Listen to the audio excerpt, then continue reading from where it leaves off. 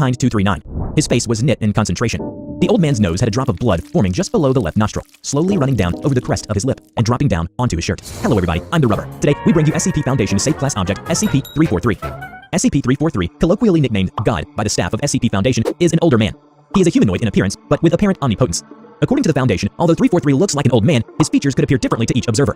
343 claimed to be the creator of the universe. When asked to prove it, he laughed, walked through the wall of the chamber, and returned seconds later with a hamburger in his hand. When the doctor returned for a second visit, the previously bare cell had been furnished into a larger room, one that embraced a fantastical, Old English type of style, and seemed many times larger than it did from the exterior. 343 was discovered walking the streets of Prague. He was detained after a staff member witnessed him disappear from the street, only to reappear a short time later on a rooftop. 343 is detained willingly in his chamber, as containment has proved impossible. 343 resides in a 6.1 meter by 6.1 meter room at minimal security site 17. He should be brought any items he requests and visited by at least one staff member each day because he likes company. Attempts to add further safety precautions or required clearances are unnecessary due to the nature of 343.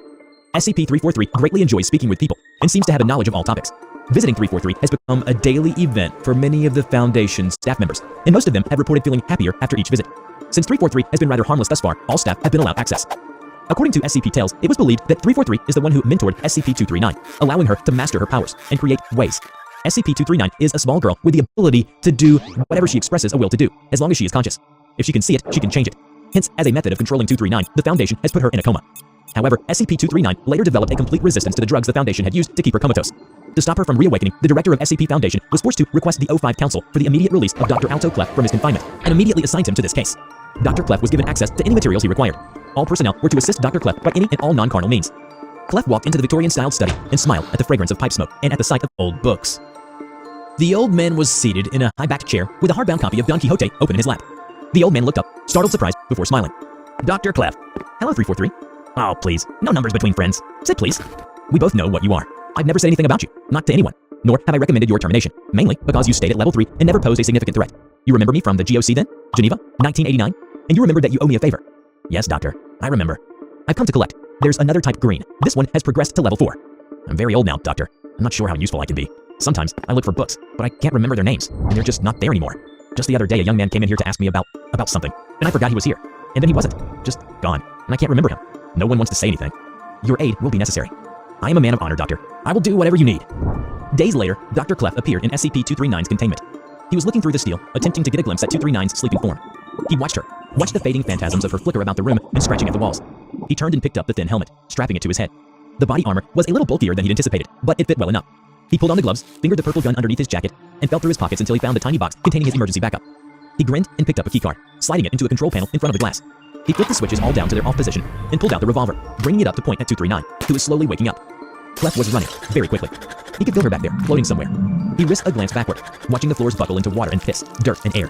He hoped she would be off balance enough from the medications that she would be less capable, less able to affect the environmental changes on the universe. He was quite sure it was a pointless hope now.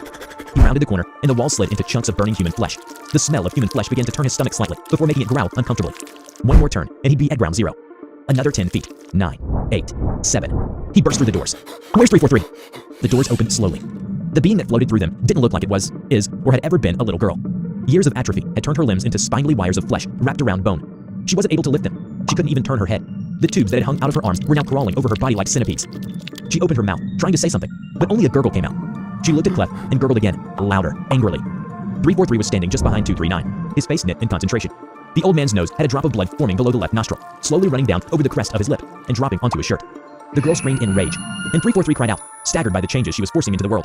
The drugs in her system were quickly dissipating, with her control over the world around her returning. 239 turned the air into chlorine for a moment, just a moment before 343 could stop her. 343 was kneeling on the floor, ears bleeding. His knotted hands were clenched as his foe turned for the moment from Clef to float toward him. It was almost beautiful to watch, Clef thought, stopping for an instant to observe what he hoped was a rare circumstance.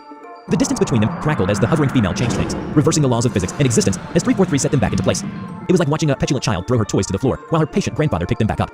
Clef edged around near the door, raising the revolver again. He fired. Chunks of flesh were ripped from her body and thrown behind her to the mirror. She screamed as the cancer started to form almost instantly under her flesh. Don't care much for that, do you, little girl? Clef dropped the gun and tackled her before she could recover, hitting her tiny waist sharply and pushing her toward the mirror, grasping SCP-093 and shoving. They fell into a strange field, with rolling wheat and smells of emptiness. The girl was rolling on the ground, willing herself up off the ground pitifully. Clef stood nearby, knocking the bits of wheat and grass off his armor. He walked over and forced her body over. Sorry, dearie, different world, different rules. Finally, he managed to knock her out. As she loses consciousness, her eyes thankfully glossed in the pleasant emptiness of oblivion.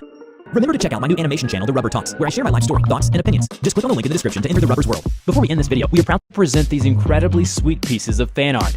A big thank you to